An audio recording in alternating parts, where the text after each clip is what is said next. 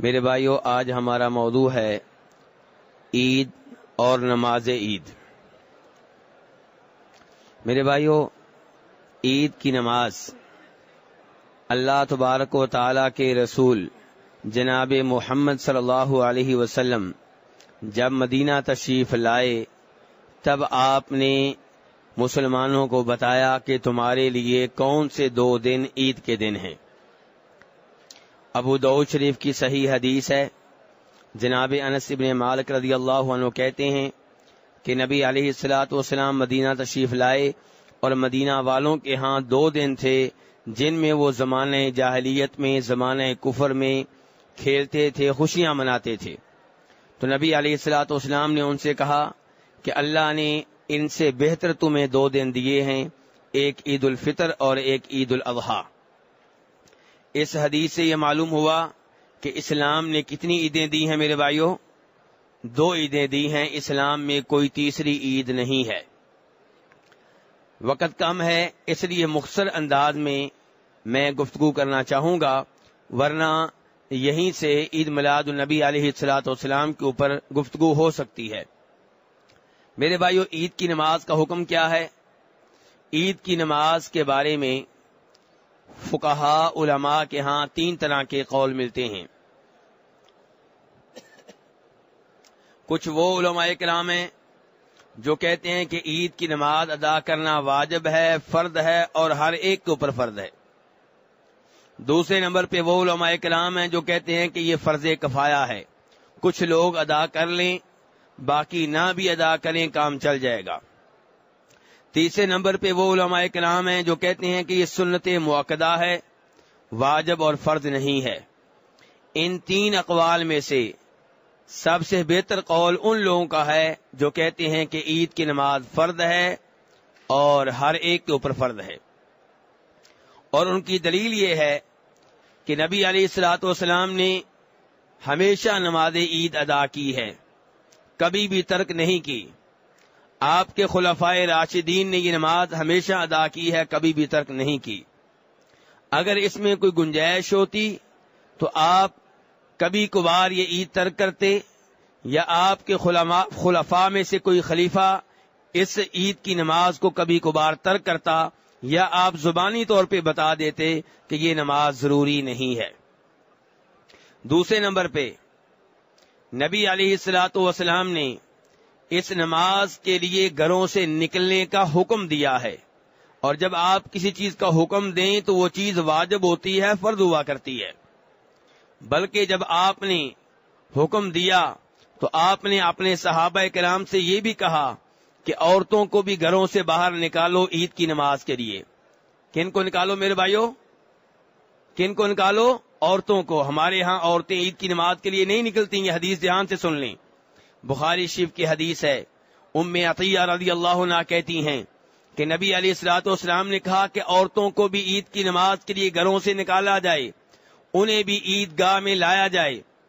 آپ سے کہا گیا اللہ کے رسول علیہ الصلوۃ والسلام، کچھ عورتیں ایسی ہیں جن کے پاس پردے کے لیے چادریں نہیں ہیں، تو کیا انہیں بھی گھروں سے نکالا جائے عید کی نماز کے لیے؟ فرمایا ہاں، انہیں بھی عید کی نماز کے لیے گھروں سے نکالا جائے، اور پردے کے طور پہ اپنی کسی نہ کسی سہیلی کی چادر میں وہ شریک ہو جائیں۔ یعنی کہ پردہ بھی معاف نہیں ہے اور عید کی نماز بھی معاف نہیں ہے، عورتوں کو بھی معاف نہیں ہے۔ آپ سے پھر کہا گیا، بخاری شریف کی حدیث ہے، کہ کچھ عورتیں ایسی ہیں جو حیض کی حالت میں ہیں، ناپاک ہیں، تو کیا انہیں بھی گھروں سے نکالا جائے عید کی نماز کے لیے؟ آپ نے فرمایا ہاں، انہیں بھی گھروں سے نکالا جائے، وہ بھی عیدگاہ میں آئیں، مسلمانوں کی دعا میں شریک ہوں، لیکن نماز سے دور رہیں۔ میرے بھائیو، اب یہاں سے کیا معلوم ہو رہا ہے کہ عید کی نماز پڑھنا ضروری ہے کہ غیر ضروری ہے؟ ضروری ہے۔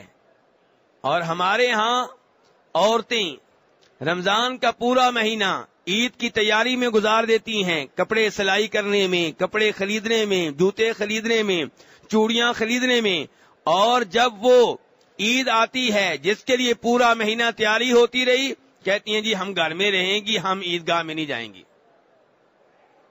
یہ بڑی عجیب بات ہے میرے بھائیو. نبی علیہ الصلوۃ والسلام کی حدیث کو ہر وقت ہر چیز پہ مقدم رکھیں. جب آپ کی حدیث آ جائے پھر یہ نہ دیکھیں کہ میرے ملک میں کیا ہوتا ہے, میرے محلے میں کیا ہوتا ہے, میرا مسلک کیا کہتا ہے, میرے مولوی صاحب کیا کہتے ہیں. حدیث آ گئی, آمنہ کے لال کی حدیث سے اوپر کوئی چیز نہیں ہے. تو اس لیے عید کی نماز کے لیے عورتوں کو بھی گھروں سے نکالا جائے, وہ بھی عید کی نماز میں شریک ہوں. اور یہاں سے بھی یہ معلوم ہوا کہ عید کی نماز فرض ہے. عید کی نماز کی فرضیت کا علم یہاں سے بھی ہوتا ہے کہ جب ایک دن میں عید بھی ہو اور جمعہ بھی ہو تو شریعت کہتی ہے کہ عید کی نماز پڑھو. جو عید کی نماز پڑھے جمعہ اسے معاف ہے, پڑھنا چاہے پڑھ لے, نہ پڑھنا چاہے نہ پڑھے. عید کی معافی نہیں ملی, معافی کس کی ملی ہے؟ حالانکہ جمعے کی نماز فرض ہے, واجب ہے, سب کو معلوم ہے.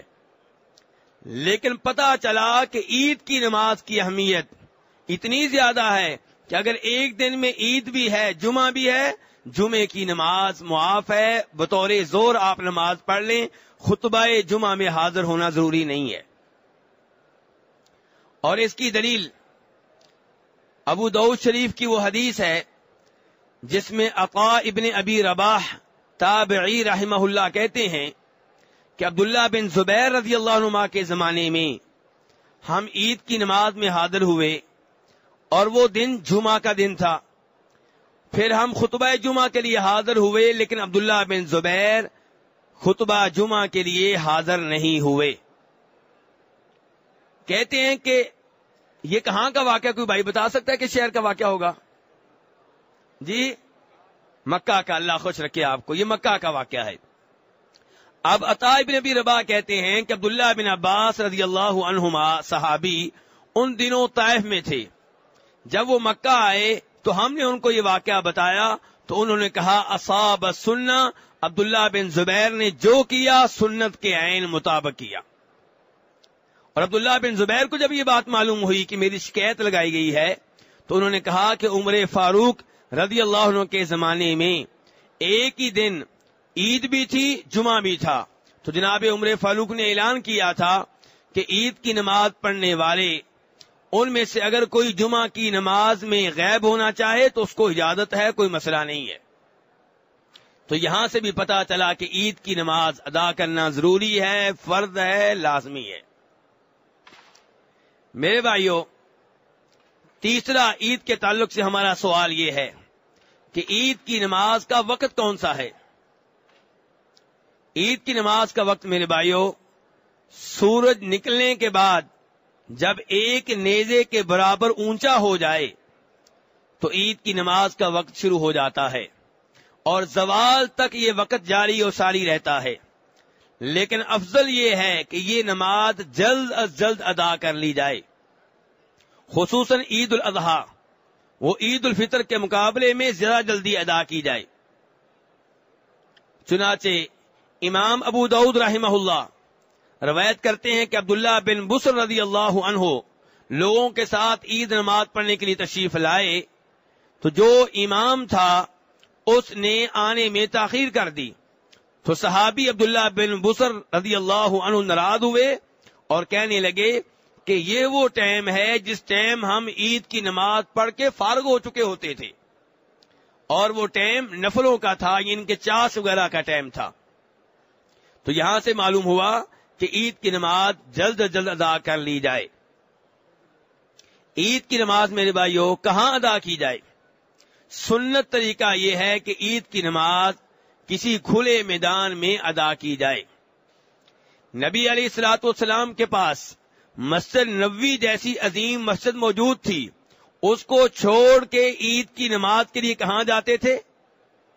باہر میدان میں. اس سے پتہ چلا کہ عید کی نماز میدان میں ادا کرنا ہی افضل, سنت اور بہتر ہے. ہاں کوئی مجبوری ہو, بارش ہو, کوئی مسئلہ ہو تو مسجد میں بھی عید کی نماز ادا کی جا سکتی ہے, لیکن اسے معمول نہیں بنانا چاہیے. بخاری شریف کی حدیث ہے, ابو سعید خدری رضی اللہ عنہ کہتے ہیں کہ نبی علیہ الصلوۃ والسلام عید گاہ میں عید کی نماز ادا کیا کرتے تھے. میرے بھائیوں، اب مسجد نبوی میں عید کی نماز کہاں ادا ہوتی ہے؟ مسجد میں۔ آپ کہیں گے کہ اب یہاں پہ ایسا کیوں ہو رہا ہے؟ کیونکہ لوگوں کی تعداد اتنی زیادہ ہے کہ ان کے لیے باہر کہیں بندوبست کرنا آسان نہیں رہا، ورنہ اس میں کوئی شک و شبہ نہیں ہے کہ افضل یہی ہے کہ عید کی نماز باہر کھلے میدان میں ادا کی جائے۔ عید کی نماز کے لیے نکلنا، اس کے آداب کیا ہیں؟ اس سے پہلے کیا کچھ کر لینا چاہیے؟ پہلے نمبر پہ عید کی نماز کے لیے نکلنے سے پہلے غسل کر لیا جائے۔ امام مالک رحمہ اللہ موطا میں روایت کرتے ہیں کہ عبداللہ بن عمر رضی اللہ عنہما عید الفطر سے پہلے غسل کیا کرتے تھے۔ دوسرے نمبر پہ وہ بہترین لباس پہن لیا جائے جو آپ کے ہاں موجود ہے، جو میسر ہے، اور اس کی دلیل بخاری شریف کی وہ حدیث ہے کہ ایک بار بازار میں کوئی صاحب کپڑے بیچ رہے تھے۔ جناب عمر فاروق رضی اللہ عنہ نے ریشم کا جوڑا اٹھایا اور نبی علیہ الصلوۃ والسلام کے پاس لے آئے اور کہا ابتع ہذہ، اے اللہ کے رسول علیہ الصلوۃ والسلام آپ یہ خرید لیں، تجمل بها للعید وللوفود، تاکہ آپ یہ کپڑے عید کے موقع پہ پہن سکیں۔ اس سے پتا چلا کہ عید کے موقع پہ اچھے لباس کا اہتمام کرنا چاہیے، لیکن نبی علیہ الصلوۃ والسلام نے کپڑے نہیں خریدے۔ کیوں؟ آپ نے بتا دیا کہ یہ ریشم کا لباس ہے اور ریشم کے کپڑے مردوں کے لیے حلال نہیں ہیں۔ عید کی نماز سے پہلے، عید الفطر کی نماز سے پہلے کوئی نہ کوئی چیز کھا لینی چاہیے۔ بخاری شریف کی حدیث ہے، جناب انس بن مالک رضی اللہ عنہ کہتے ہیں کہ نبی علیہ الصلوۃ والسلام عید الفطر کے دن نماز کے لیے نکلنے سے پہلے چند کھجوریں تناول کر لیا کرتے تھے، لیکن عید الاضحیٰ کے موقع پہ آپ ایسا نہیں کرتے تھے، کیونکہ وہ قربانی کا دن ہے، وہاں پہلے عید کی نماز پڑھتے، بعد میں گوشت کھاتے۔ عید کی نماز کے لیے گھر سے نکلیں، تکبیریں کہتے ہوئے نکلیں۔ جناب عبداللہ بن عمر رضی اللہ عنہما کہتے ہیں، بیہقی شریف کی روایت ہے کہ نبی علیہ الصلوۃ والسلام عید کی نماز کے لیے نکلتے، آپ کے دائیں بائیں آپ کے چچا عباس ہوتے، ان کے بیٹے عبداللہ بن عباس ہوتے، ان کے بیٹے فضل بن عباس ہوتے، آپ کے ساتھ جناب علی آپ کے داماد ہوتے، ان کے صاحبزادے حسن و حسین ہوتے، اور آپ کے ساتھ زید بن حارثہ ہوتے، اسامہ بن زید ہوتے، ایمن ابن ام ایمن ہوتے، اور اہم بات یہ ہے کہ عبداللہ بن عمر کہتے ہیں آپ اونچی اونچی آواز سے لا الہ الا اللہ کہہ رہے ہوتے، تکبیریں کہہ رہے ہوتے۔ تو میرے بھائی، اب تکبیریں کن الفاظ میں کہنی ہیں؟ نبی علیہ الصلوۃ والسلام سے صحابہ کرام نے اس بارے میں کوئی مخصوص ذکر نقل نہیں کیا، لیکن عبداللہ ابن مسعود سے ثابت ہے، جیسا کہ ابن ابی شیبہ میں ہے، کہ وہ کہا کرتے تھے اللہ اکبر لا الہ الا اللہ اللہ اکبر وللہ میرے رب کو اپنی بڑائی کتنی پسند ہے، میرے رب کو اپنی توحید کتنی پسند ہے، میرے رب کو شرک سے کتنی نفرت ہے کہ جگہ بجگہ ہم سے اعلان کروایا جاتا ہے کہ اللہ کی بڑائی کا اعلان کرو، اللہ کی توحید کا اعلان کرو، اور شرک سے بیزاری کا اعلان کرو۔ اللہ اکبر لا الہ الا اللہ واللہ اکبر لا الہ الا اللہ، یہاں بھی موجود ہے کہ اللہ کے سوا کوئی ایسا نہیں ہے جو کسی بھی عبادت کا حقدار ہو، نہ کوئی فرشتہ، نہ کوئی جن، نہ کوئی انسان، نہ کوئی نبی، نہ کوئی ولی، نہ کوئی زندہ، نہ کوئی مردہ، کسی کے نام پہ کوئی بھی عبادت نہیں ہو سکتی۔ میرے بھائیو، عید کی نماز کے لیے آپ پہنچ گئے۔ اب مسئلہ یہ ہے کہ جب آپ عیدگاہ میں پہنچیں گے تو ابھی خطبہ عید میں، نماز عید میں کچھ وقت ہوتا ہے، تو اس وقت کو غنیمت جان کر کتنے نوافل ادا کرنے چاہیے؟ جی لو جی، یہ بھائی صاحب کہتے ہیں نماز نہیں پڑھنی، کہتے ہیں ویسے ہی بیٹھے رہیں۔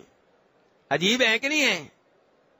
نہیں میرے بھائی، یہ عجیب نہیں ہے، لوگوں کی نگاہوں میں عجیب ہو سکتے ہیں، لیکن شریعت کی نگاہوں میں بالکل صحیح کہہ رہے ہیں، کیونکہ ہمارے نبی علیہ الصلوۃ والسلام کی سنت یہ ہے، بخاری شریف کی حدیث ہے، عبداللہ ابن عباس رضی اللہ عنہما کہتے ہیں کہ آپ نے نماز عید سے پہلے نہ اذان کہلوائی، نہ اقامت کہلوائی، نہ نماز عید سے پہلے نماز پڑھی، نہ بعد میں نماز پڑھی۔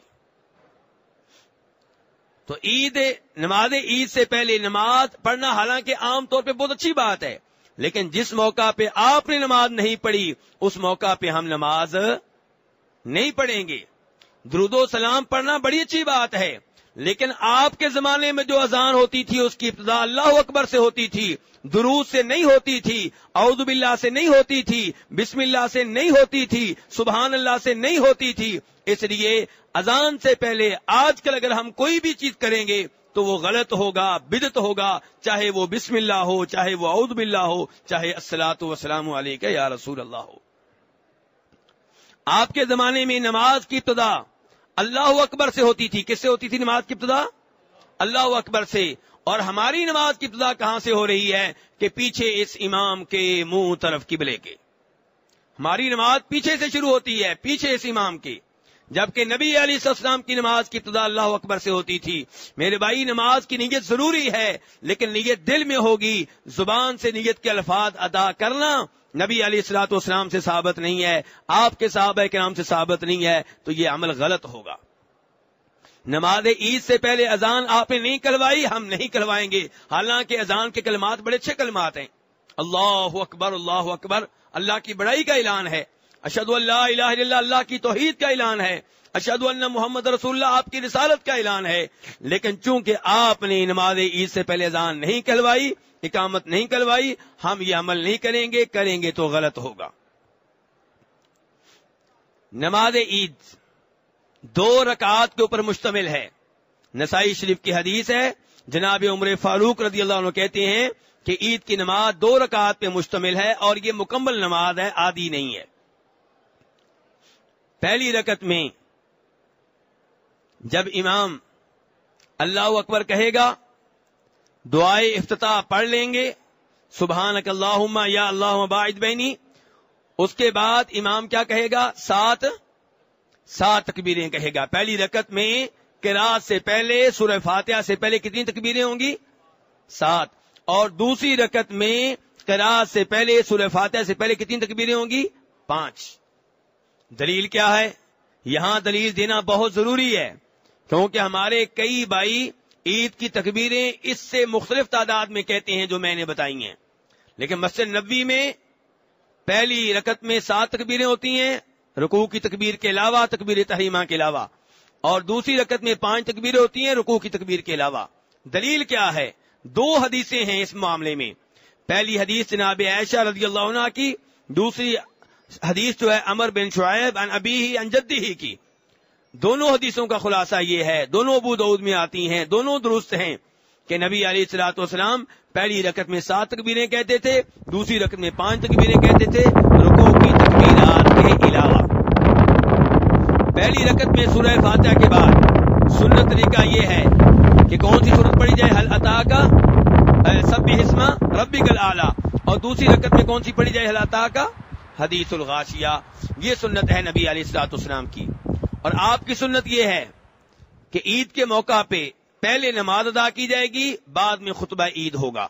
خطبہ عید میں نبی علیہ الصلوۃ والسلام وعظ و نصیحت کرتے، لوگوں کو دین کے مسائل سمجھاتے، اور آپ خطبہ عید سے پہلے یہ اعلان کرتے، ابو داؤد شریف کی حدیث ہے کہ اب خطبہ ہوگا، جو خطبہ سننا چاہے سنے، جو نہ سننا چاہے جا سکتا ہے۔ تو نماز عید ضروری ہے، خطبہ عید ضروری نہیں ہے، لیکن خطبہ عید میں شور کرنا کتنا ثواب ملے گا اس کے اوپر؟ جی، خطبہ عید سننا تو ضروری نہیں ہے، لیکن جب نہیں سننا تو شور شرابہ کریں، دوسروں کو بھی نہ سننے دیں، اس کا کتنا ثواب ملے گا؟